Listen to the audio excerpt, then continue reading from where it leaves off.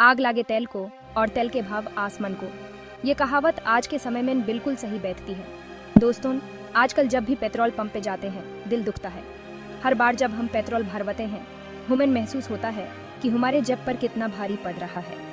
पैसे कम पड़ जाते हैं और घर का बजट हिल जाता है। हर महीने का खर्चा बढ़ जाता है और हमें अपने ज़रूरी खर्चे कम करने पड़ते हैं। पेट्रोल और डीजल के प्राइसेस आसमान छू रहे हैं। हर दिन नए रिकॉर्ड बना रहे हैं और हमें समझ नहीं आता कि ये कब रुकेगा। लेकिन ऐसा क्यों हो रहा है? क्या सिर्फ हमारे देश में ही ये प्रॉब्लम है या फिर ये एक ग्लोबल इशू है? क्या सिर्फ सरकार का कसूर है या फिर कुछ और भी रीजंस हैं? क्या हमारे हाथ में कुछ है जो हम कर सकते हैं? आइए समझते हैं कि पेट्रोल और डीजल के प्राइसेस के पीछे क्या खेल है। यह सिर्फ एक देश का मसला नहीं है बल्कि पूरी दुनिया इससे जूझ रही है। ये एक ग्लोबल प्रॉब्लम है जिसके कई फैक्टर्स हैं। International politics, supply chain issues और डिमांड सप्लाई गैप सब मिलकर इस प्रॉब्लम को और बढ़ा रहे हैं। आगे बढ़िए और जानिए इन फैक्टर्स के बारे में। समझिए कैसे ये सब फैक्टर्स मिलकर हमारे डेली लाइफ को अफेक्ट करते हैं और क्या हम इससे कुछ सीख सकते हैं। डिमांड ज्यादा, सप्लाई कम, ग्लोबल ऑयल का खेल। ये खेल सिर्फ तेल का नहीं बल्कि पूरी दुनिया की इकोनॉमी का है। दुनिया में हर चीज का एक मार्केट होता है और उसी तरह तेल का भी एक ग्लोबल मार्केट है। यह मार्केट बहुत ही कॉम्प्लेक्स और डायनामिक है जहां हर छोटी बड़ी चीज का असर पड़ता है। जब किसी चीज की मांग ज्यादा होती है और सप्लाई कम तो उसका प्राइस बढ़ता है। यह बेसिक इकोनॉमिक प्रिंसिपल तेल पर भी लागू होता है। यही हो रहा है तेल के साथ। तेल के प्राइसेस दिन ब दिन बढ़ रहे हैं और इसका असर हर इंसान पर पड़ रहा है। दुनिया की इकोनॉमी अभी रिकवर कर रही है। लॉकडाउन के बाद सब कुछ वापस नॉर्मल हो रहा है और इस वजह से तेल की डिमांड भी बढ़ रही है।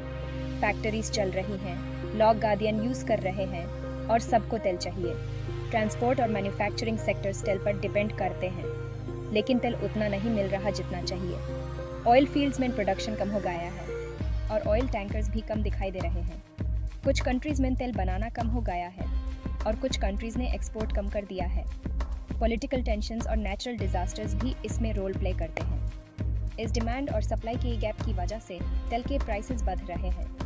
इकोनॉमिस्ट और एनालिस्ट्स इस सिचुएशन को क्लोजली मॉनिटर कर रहे हैं, लेकिन अभी तक कोई परमानेंट सोल्यूशन नहीं मिला है। जंग का असर, रशिया यूक्रेन और तेल की चिंता। ये एक ऐसी कहानी है जो सिर्फ दो देशों तक सीमित नहीं है बल्कि पूरी दुनिया को प्रभावित कर रही है। रशिया दुनिया में तेल का एक बड़ा प्रोड्यूसर और एक्सपोर्टर है। यह देश अपने तेल के माध्यम से कई देशों की एनर्जी नीड्स को पूरा करता है। लेकिन यूक्रेन के साथ जंग की वजह से रशिया पे कई कंट्रीज ने सैंक्शंस लगा दिए हैं।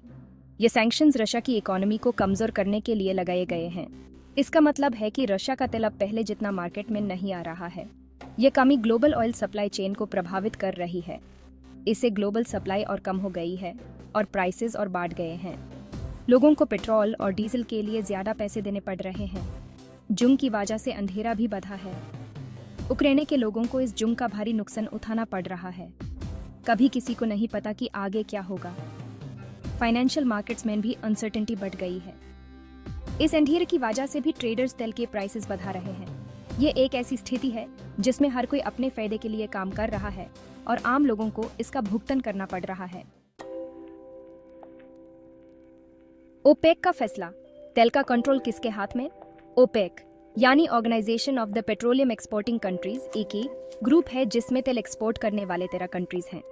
ओपेक मिलकर डिसाइड करता है कि कितना तेल प्रोड्यूस करना है और कितना एक्सपोर्ट करना है। कुछ महीने पहले ओपेक ने डिसाइड किया कि वो तेल का प्रोडक्शन नहीं बढ़ाएंगे। उनका कहना था कि मार्केट में ऑलरेडी काफी तेल है, लेकिन डिमांड तो बढ़ रही थी। इसलिए ओपेक के इस डिसीजन से तेल के प्राइसेस और बढ़ गए। टैक्स का भूत। इंडिया में तेल क्यों महंगा? भारत में तेल के प्राइसेस का एक बड़ा रीजन है टैक्स। सेंट्रल गवर्नमेंट और स्टेट गवर्नमेंट्स दोनों हाई पेट्रोल और डीजल पे काफी हैवी टैक्सेस लगाते हैं। ये टैक्सेस गवर्नमेंट की इनकम का एक बड़ा सोर्स है। लेकिन जब ग्लोबल मार्केट में तेल के प्राइसेस बढ़ते हैं तो ये टैक्सेस और ज्यादा भारी पड़ने लगते हैं। इसलिए आपको पेट्रोल पंप पे इतने ज्यादा पैसे देने पड़ते हैं। आगे आगे देखिए होता है क्या तेल की कीमत का फ्यूचर। दोस्तों, सच ये है कि कोई भी नहीं जानता कि फ्यूचर में तेल के प्राइसेस क्या करेंगे। ये ग्लोबल फैक्टर्स पे डिपेंड करता है। जिन पे हमारा कंट्रोल नहीं है। अगर रशिया यूक्रेन जंग जल्दी खत्म हो जाती है और ओपेक तेल का प्रोडक्शन बढ़ा देता है तो वो प्राइसेस कम हो सकते हैं। लेकिन अगर डिमांड ऐसे ही बढ़ती रही और सप्लाई कम रही तो प्राइसेस और बढ़ सकते हैं। हमें अपने एक्सपेंसेस भी कंट्रोल रखना होगा और अल्टरनेटिव एनर्जी सोर्सेज के बारे में सोचना होगा।